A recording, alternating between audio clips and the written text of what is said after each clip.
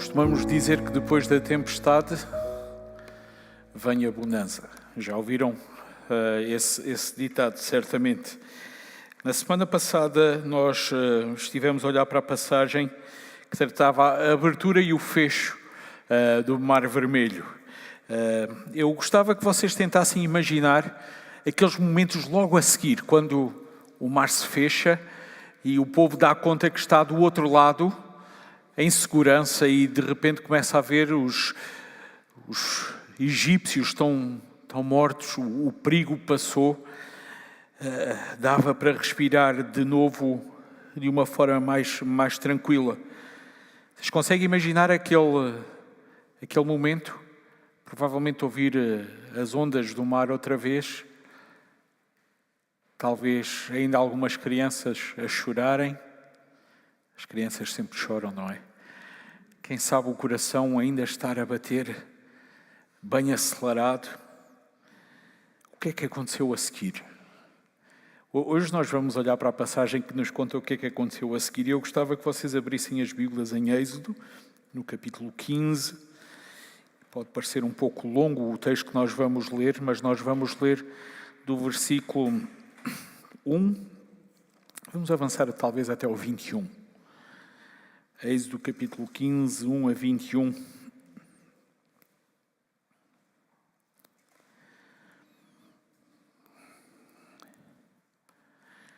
Diz assim na minha tradução. Então Moisés e os israelitas entoaram este cântico ao Senhor. Cantarei ao Senhor, pois triunfou gloriosamente. Lançou no mar o cavalo e o seu cavaleiro. O Senhor é a minha força, o meu cântico. Ele se tornou a minha salvação. Ele é o meu Deus, portanto eu o louvarei. É o Deus de meu pai, por isso eu o exaltarei. O Senhor é homem de guerra. Senhor é seu nome. Lançou no mar os carros de Faraó e o seu exército. Os seus capitães de elite foram afogados no Mar Vermelho. Os abismos os cobriram. Desceram às profundezas como pedra. A tua mão direita, ó Senhor, é gloriosa em poder. A tua mão direita, ó Senhor, despedaça o inimigo. Na grandeza da tua excelência derrubas os que se levantam contra ti. Envias o teu furor, que os devora como palha. Como o sopro das tuas narinas amontoaram-se as águas, as correntes pararam como muralha. Os abismos coalharam-se no coração do mar. O inimigo dizia, perseguirei, alcançarei, repartirei os despojos. O meu Deus se fartará deles. Arrancarei a minha espada, a minha mão os destruirá. Soprastes com o teu vento e o mar os cobriu. Afundaram como chumbo em águas profundas. Quem entre os deuses é como tu, ó Senhor? Quem é como tu, poderoso em santidade, admirável em louvores, capaz de maravilhas? Estendestes a mão direita e a terra os estragou. No teu amor guiastes o povo que redimistes, na tua força conduzistes à tua santa habitação. Os povos ouviram e estremeceram. O terror apoderou-se dos habitantes da Filístia. Então os chefes de Edom ficaram pasmados. Os poderosos de Moabe apoderou-se um tremor, derreteram-se com todos os habitantes de Canaã. Medo e pavor caíram sobre eles pela grandeza do teu braço e emudeceram como pedra, até que o teu povo passasse, ó Senhor, até que passasse este povo que adquiristes. Ó Senhor, tu os conduzirás e os plantarás no monte da tua herança, no lugar que preparastes para a tua habitação, no santuário que as tuas mãos estabeleceram, ó Senhor. O Senhor reinará eterna e perpetuamente. Porque os cavalos de Faraó, com os seus carros e os seus cavaleiros, entraram no mar, e o Senhor os fez voltar as águas do mar sobre eles. Mas os israelitas passaram em terra seca pelo meio do mar. Então Míriam, a profetisa, irmã de Arão, pegou um tamborim e as outras mulheres o acompanharam tocando tamborins e dançando. E Míriam lhes respondia, cantai ao Senhor, porque triunfou gloriosamente. Lançou no mar o cavalo e o seu cavaleiro. Estamos aqui num momento de louvor, diria que talvez pouco batista. ainda que houvesse água com abundância, parece que havia danças. Parece que havia uma alegria que se espremia em cânticos de diferentes maneiras. O capítulo 15 de Êxodo, ele ocorre imediatamente depois de Deus ter salvado os israelitas das mãos dos egípcios. Então, o versículo 1 diz-nos que Moisés e os israelitas entoaram um cântico ao Senhor. Nós costumamos dizer que quem canta os seus males espanta. Eles não cantavam para espantar os males. Eles cantaram porque viram a ação de Deus, a intervenção divina, derrotando todos aqueles que os perseguiam. Moisés e o seu povo, eles cantavam um cântico de festa, de louvor, de reconhecimento ao Senhor Deus. Dele era a vitória. Ele tinha atuado. O versículo 1 dá-nos o refrão: cantarei ao Senhor, pois triunfou gloriosamente, lançou no mar o cavalo e o seu cavaleiro. Reparem que esta frase é igual àquela que nós vamos encontrar no final, nesta secção, no versículo 21. Cantarei ao Senhor, pois triunfou gloriosamente, lançou no mar o cavalo e o seu cavaleiro. Isto dava uma bela música. Aqueles que têm jeito para escrever, Moisés e o povo, eles estavam a louvar a Deus por aquilo que Deus é e estavam a exaltar a Deus por aquilo que Deus faz. E eles vão fazer isto em toda esta secção que nós acabamos de ler. O Senhor é a minha força, o meu cântico, Ele foi salvação, Ele é o meu Deus, eu o louvarei. Ele é o Deus do meu Pai, eu o exaltarei. Damos-nos conta que em cada expressão que eles estão a dizer, há alegria, há gozo no Senhor, há alívio, há contentamento. Eles tinham passado por uma tribulação. Estavam do outro lado. Ainda não estavam na terra prometida. Mas eles, olhando para trás, viam Deus a trabalhar e eles diziam: o nosso Deus merece ser celebrado. Amados, a nossa resposta apropriada, sempre que vemos a ação de Deus, é louvor. E Deus todos os dias vai atuando à nossa volta. A Bíblia encoraja-nos e desafia-nos em tudo darmos graças. O crente, o cristão, deveria ser alguém em cuja boca louvor e gratidão sempre deveria estar. O fruto do nosso lábio deveria ser louvor. Reparem que em 2 versículos nós vemos a expressão cantarei, louvarei e exaltarei. Versículo 1 e 2. Cantarei, louvarei e exaltarei. A experiência até chegarem ali não foi a mais agradável. Eles tinham visto um exército a marchar poderosamente na sua direção. Cavalos com carros fantásticos a acelerarem, desejando ver o seu sangue como asfalto. Por momentos eles deviam ter sentido um medo daqueles. Eles murmuraram. A tormenta tinha sido grande. A bonança era a duração. Como que eles poderiam dizer: já passou? O cavalo e o cavaleiro tinham sido levados pelo mar. Mas Moisés sabia. O povo cantava: a vitória é do Senhor. A vitória é do Senhor. A vitória é do Senhor. Anos mais tarde, Salomão escreve um dos versículos que eu mais gosto do livro de Provérbios. No capítulo 21, no versículo 31, Salomão diria: o cavalo prepara-se para o dia de batalha, mas do Senhor vem a vitória. E isto nós vemos aqui, neste capítulo 14, neste capítulo 15. Eram os melhores carros, os melhores cavaleiros. Era a nata militar contra um povo que era escravo. Mas do Senhor veio a vitória. Amados, não tenham dúvidas. A vitória nem sempre é dos mais fortes. A vitória nem sempre é dos que correm melhor. A vitória nem sempre é dos mais valentes. Moisés sabia, ele estava ali plenamente convencido. O Senhor é um homem de guerra. Ele é Senhor. Faraó estava habituado a ser chamado de homem de guerra. Os seus homens eram valentes. Até ali em Israel não havia valentes. Pelo menos que a gente olhasse e dissesse: grande história de valentia. Mais adiante, Davi vai ter alguns que a gente olha e diz: valentões. O Egito, sim, tinha muitos, que naquele dia foram que nem barquinhos no meio de uma tempestade, facilmente derrotados por o Senhor Deus. Sabem, hoje em dia nós costumamos destacar muito facilmente que Deus é amor. Costumamos dizer muito facilmente que Deus é paz. Mas nós esquecemos-nos tantas e tantas vezes que Deus é homem de guerra. E Ele não luta contra nós, Ele luta por nós. Louvado seja o Senhor. Deus ainda hoje luta por nós e contra o pecado. Luta por nós e contra o pecado. Jamais o povo de Deus estará em conflito com Deus se não estiver em pecado.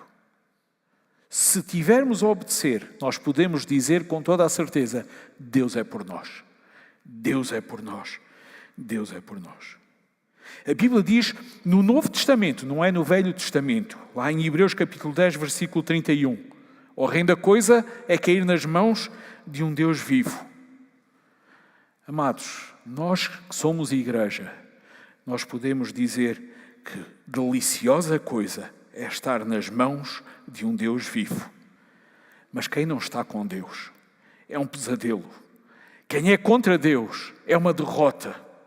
As nossas forças podem não ser capazes. Moisés e aquelas pessoas jamais teriam hipótese no combate. Mas Deus era por eles. E por isso eles agora cantavam. E cantavam sentindo-se seguros. Sabem, eu recordo que quando Moisés era bebê, ele tinha sofrido um afogamento. Lembram-se da história? Ele escapou. Outros bebés não. De novo ele escapa, não ao rio, mas desta vez ao mar. Outros não escaparam, mas não eram bebés. Eram os valentes do Egito. O grande faraó. Com ele, os seus meninos foram também. E Moisés vai destacar a mão direita de Deus, tão potente que despedaça os inimigos. E ele vai repetir esta ideia no versículo 6, no versículo 9 e no versículo 12. Quão poderosa é a mão direita de Deus. Eu confesso, eu sempre que ouço falar sobre mão direita, na minha cabeça surge Mike Tyson. Não sei se vocês se recordam do Mike Tyson, mas o Mike Tyson era um boxeador que tinha uma voz fininha que não metia medo a ninguém. Se nós falássemos com ele, nós dizíamos: oh rapaz, faz voz de homem. Ele falava assim, uma coisa muito má de se ouvir, mas quando ele entrava dentro do ringue, a gente ficava à espera até tarde pelos combates e muitas vezes não duravam 1 minuto. 16 segundos, um bom soco e o adversário profissional de boxe era derrotado. Desilusão pagar tantas vezes para ver um combate tão pequeno. Era tremendo o poder daquele campeão. Mas sabem, a mão do nosso Deus, comparada com a mão do Mike Tyson, é bem maior. O punho do nosso Deus, comparado com o punho do Mike Tyson, é bem maior. O meu Deus é incomparável. O meu Deus é incomparável. Moisés não repara apenas no soco do Senhor Deus, no punho na sua mão direita. Ele vai falar sobre o sopro do Senhor Deus. E ele diz que sem se mexer, só com o seu fogo, Deus faz coisas tremendas. Versículo 8 e versículo 10. Moisés tinha visto as narinas dos cavalos de batalha de Faraó. Em nada se comparam com o fogo do Senhor nosso Deus. O fogo que em Gênesis deu vida, em Êxodo agora está a tirar.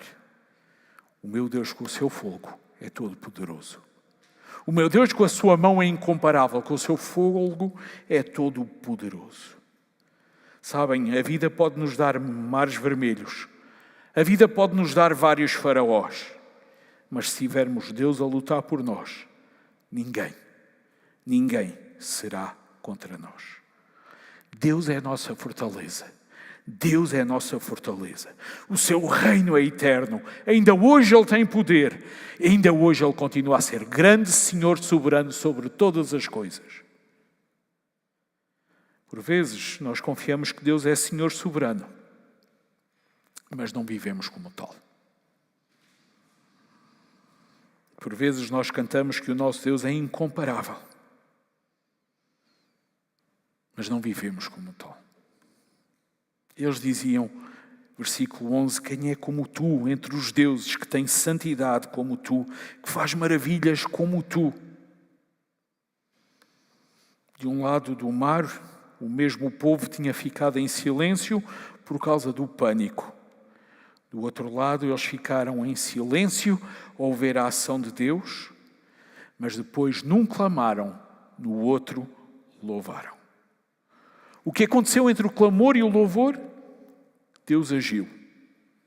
No final daquele dia, eles podiam dizer: Deus nos libertou, verdadeiramente nós somos livres.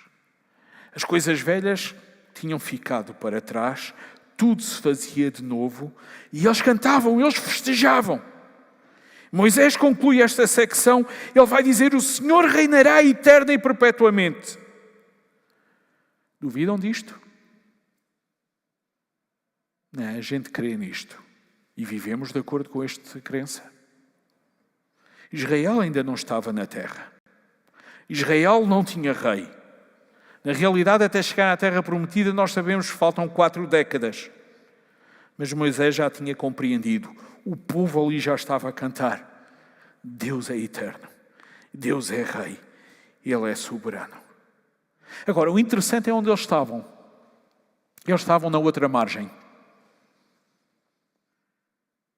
De um lado, eles tinham o Mar Vermelho, talvez com vários corpos no areal. Do outro lado, deserto. Não havia ainda nada. Não havia Jericó. Não havia a terra que mana leite e mel. Havia deserto. Mas eles louvavam. Eles louvavam porque já tinham visto Deus a agir. E meus queridos amados irmãos, há alturas em que nos nossos olhos só vêem derrota e deserto. Mas se nós estivermos atentos, nós podemos louvar, porque Deus continua a agir. As circunstâncias podem ser assustadoras. Agarremos-nos à convicção que Deus é Rei e Deus reina eternamente. Hoje Ele está no controle da mesma forma que Ele estava no controle no deserto. E quando nós avançamos no texto, nós damos conta que os outros povos ouvem e estremecem. Vão ser mencionados uma série de povos que mais adiante nós vamos estudar sobre eles. E eles viram, louvavam. Mas sabemos que em breve vão começar a lamentar outra vez. Como eles se deveriam lembrar deste momento? Sabem, há momentos que são inesquecíveis. Há dias em que nós guardamos na nossa memória para sempre. Situações que acontecem que a gente olha e diz: uau, isto eu jamais vou esquecer. Eu acredito que eles tinham vivido o momento. Mar Vermelho aberto, Mar Vermelho fechado, e eles conseguiram passar para o outro lado. Cânticos, celebrações, louvado seja o Senhor. Mas vão se esquecer. Oh, amados, nós não podemos cair neste erro. Não nós, igreja. Nós sabemos a história até ao fim. Talvez tu hoje estejas a enfrentar grandes adversidades. A caminho da terra prometida também as há. Confia e clama. Talvez tu já as ultrapassaste. Confia e louva. Não deixes é de confiar no Deus desta história. Não deixes é de confiar no Deus que atua. Celebra-o. Em tudo dá graças. Esta é a vontade de Deus que fez tudo para te salvar. Vi ontem uma citação de um livro que eu achei delicioso. Um homem entrou para um convento e fez o pacto de silêncio em que a cada ano ele só poderia dizer 3 palavras. E entrou. Passado um ano, ele saiu fora do seu quarto e disse: cama é dura. Fechou-se outra vez. Passado um ano, saiu e disse: comida não presta. E fechou-se outra vez dentro do seu quarto. No final do terceiro ano ele saiu e ele disse: eu desisto. Ficaram à espera qual seria a terceira palavra. Ela não veio. Mas um dos chefes lá daquele convento disse: podes mesmo te ir embora, desde que aqui chegaste, só estás a criticar? Sabem, há alturas em que nós podemos falar muito pouco. Mas que tipo de palavras têm saído da nossa boca?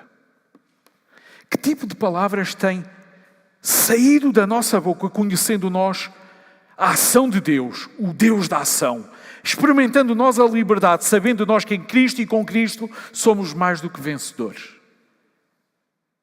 Exalta a Deus, louva-o. Essa é a vontade de Deus. E isso, sem dúvida nenhuma, é o melhor para ti também. Que a tua boca, que o fruto dos teus lábios seja louvor. Naquele dia eles fizeram tão bem. Que tu possas contemplar Deus agir na tua vida. Não deixes de confiar. Não deixes de clamar. Mas sempre, sempre louva-o. Que Deus ricamente te abençoe.